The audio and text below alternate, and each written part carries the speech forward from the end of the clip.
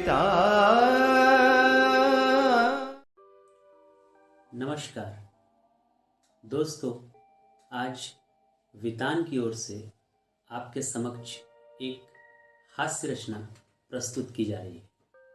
यह हास्य रचना इस पुस्तक से है जिसमें हिंदी हास्य व्यंग का संकलन है और इसमें स्वतंत्रता प्राप्ति से पूर्व और उसके बाद कालक्रम में अनेक हास्य रचनाएं संकलित की गई, जिसके संपादक श्री प्रेम जन्मे जी और श्री लाल शुक्ल जी। इसकी भूमिका में वे लिखते हैं कि प्रेमचंद युग में ऐसे कई लेखक हुए जिन्होंने हास्य रचनाओं से साहित्य को समृद्ध किया और उनकी शैली ऐसी थी कि व्यंग और हास्य की सीमा रेखाएं वहाँ धुंधली होने लगी। इस कोटि के लेखकों में बाबू गुलाब राय, अन्नपूर्णानंद वर्मा, बेढ़ बनारसी, हरिशंकर शर्मा आदि का अवदान विशेष रूप से उल्लेखनीय है। इन्हीं लेखकों में से एक श्री अन्नपूर्णानंद वर्मा जी की एक रचना आपके समक्ष पेश की जा रही है, जिसका शीर्षक है अकबरी लोटा। लाला झाऊलाल को खाने पीने की कमी नहीं थी। काशी के ठठेरी बाजार में मकान था। नीचे के दुकानों से 100 रुपया मासिक के करीब किराया उतर आता था। कच्चे बच्चे अभी थे नहीं, सिर्फ 2 प्राणी का खर्च था। अच्छा खाते थे, अच्छा पहनते थे, पर 250 रुपये तो एक साथ कभी आंख सेकने के लिए भी नहीं मिलते थे। इसलिए जब उनकी पत्नी ने एक दिन यकायक 250 रुपये की मांग पेश की, तब उनका जी एक बार जोर से सनसनाया और फिर बैठ गया। उनकी यह दशा देखकर उनकी पत्नी ने कहा, डरिए मत, आप देने में असमर्थ हैं तो मैं अपने भाई से मांग लूं। लाला झाऊलाल इस मीठी मार से तिलमिला उठे। उन्होंने किंचित रोष के साथ कहा, अजी हटो, 250 रुपये के लिए भाई से भीख मांगोगी? मुझसे ले लेना, लेकिन मुझे इसी जिंदगी में चाहिए। अजी इसी सप्ताह में ले लेना। सप्ताह से आपका तात्पर्य 7 दिन से है या 7 वर्ष से? लाला झाऊलाल ने रोब के साथ खड़े होते हुए कहा, आज से 7वें दिन मुझसे 250 रुपये ले लेना। मर्द की एक बात, हाँ जी हाँ, मर्द की एक बात।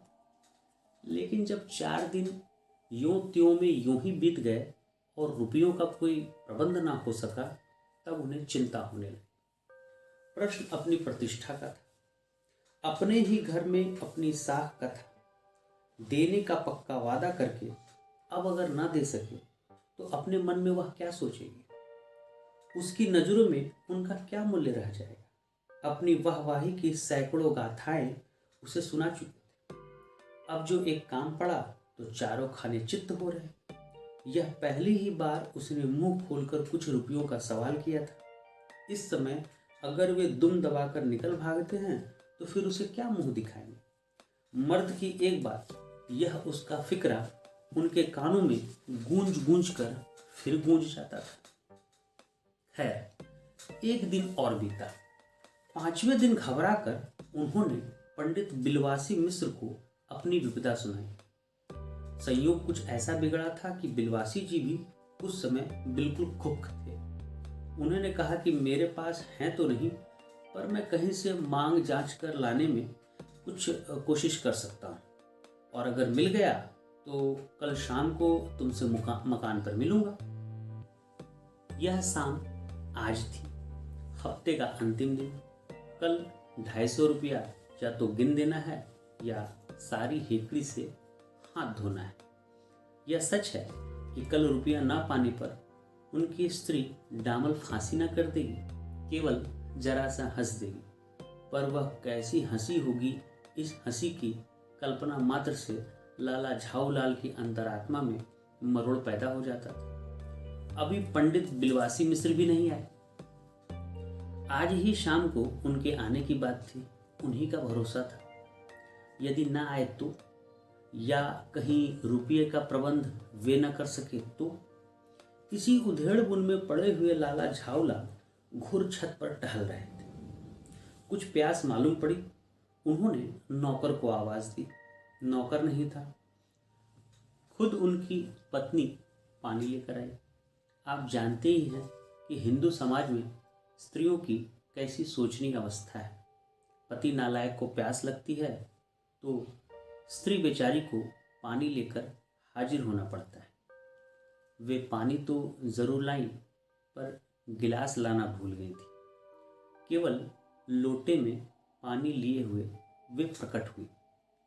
फिर लोटा भी संयोग से वह जो अपनी बेढंगी सूरत के कारण लाला झाऊलाल को सदा से नापसंद था तो नया, साल ही 2 साल का बना, पर कुछ ऐसी गढ़न उस लोटे की थी कि जैसे उसका बाप डमरू और माँ चिलमची रहे हों। लाला झाऊलाल ने लोटा ले लिया। वे कुछ बोले नहीं। अपनी पत्नी का वे अदब मानते थे, मानना ही चाहिए। इसी को सभ्यता कहते हैं। जो पति अपनी पत्नी का पत्नी ना हुआ वह पति कैसा। फिर उन्होंने यह भी सोचा होगा कि लोटे में पानी हो तब भी तो गनीमत है। अभी अगर चूं कर देता हूं तो बाल्टी में जब भोजन मिलेगा तब क्या करना बाकी रह जाएगा।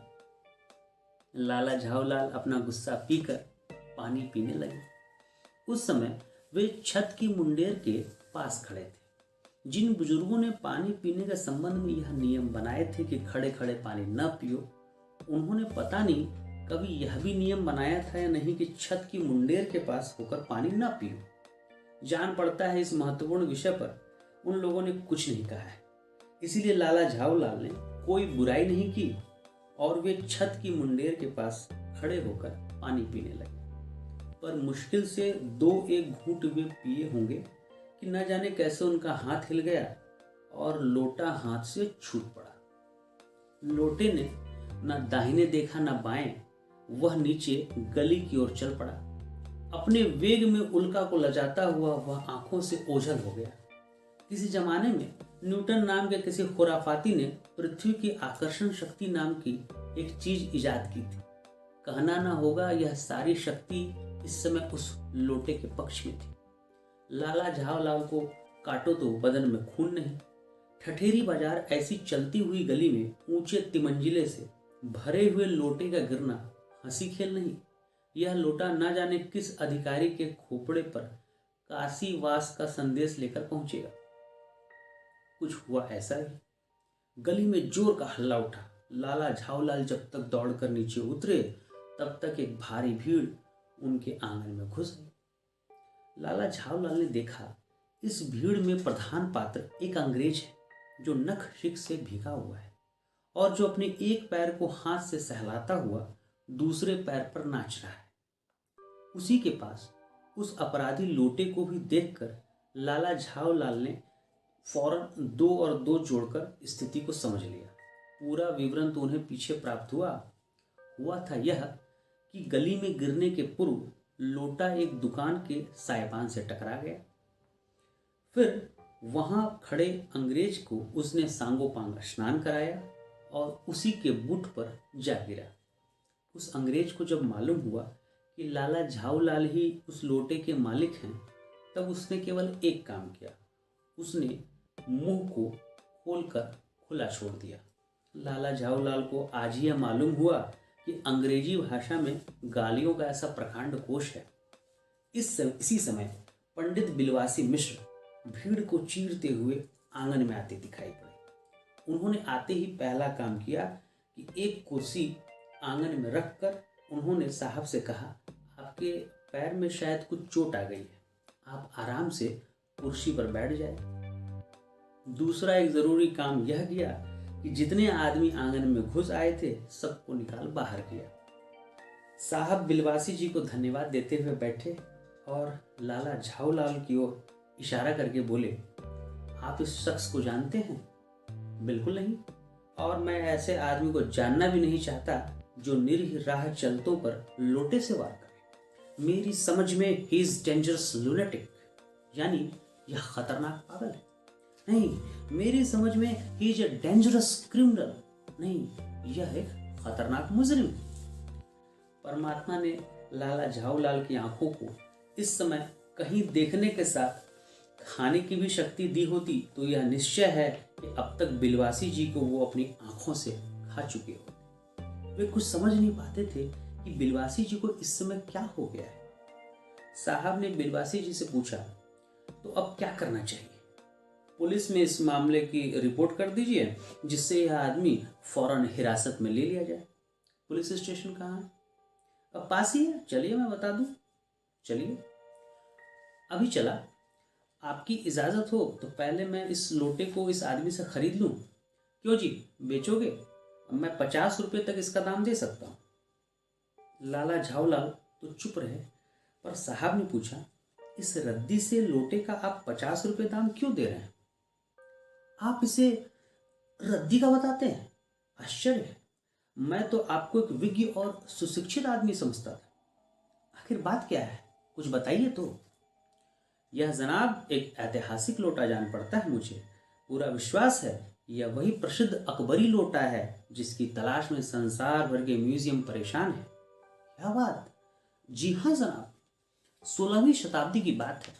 बादशाह हुमायूं शेरशाह से हार कर भागा था और सिंध के रेगिस्तान में मारा मारा फिर रहा था। एक अवसर पर प्यास से उसकी जान निकल रही थी। उस समय एक ब्राह्मण ने इसी लोटे से पानी पिलाकर उसकी जान बचाई थी। हुमायूं के बाद जब अकबर दिल्लीश्वर हुआ, तब उसने उस ब्राह्मण को पता लगाकर इस लोटे को ले लिया और उसके बदले में इस प्रकार के 10 सोने के लोटे प्रदान किए।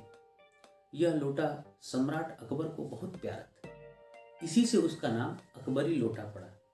वह बराबर इसी से वजू करता था। सन 57 तक इसके शाही घराने में ही रहने का पता है, पर इसके बाद लापता हो गया। कलकत्ते की म्यूजियम में इसका प्लास्टर का मॉडल रखा हुआ है। पता नहीं यह लोटा इस आदमी के पास कैसे आए। म्यूजियम वालों का पता चले तो फैंसी दाम देकर खरीद ले जाएं।